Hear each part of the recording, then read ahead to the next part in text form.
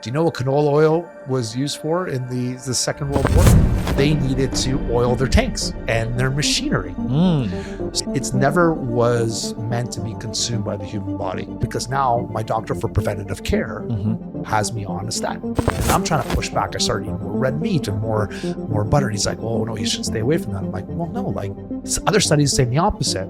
I'm kind of now going through all this stuff. I'm like, I don't know if I believe pharma anymore. Your brain is made up of 80% cholesterol. Did you know Really? that?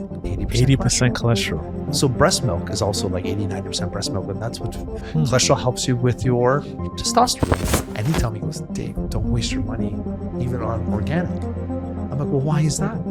And he's like, because he's like, I've been to the organic farms. When you go to an organic farm, he's like, you are right here. This is the organic farm, but everybody else, all the other farms around them are all spraying the shit out of their crop. That's not blowing over into the organic crops.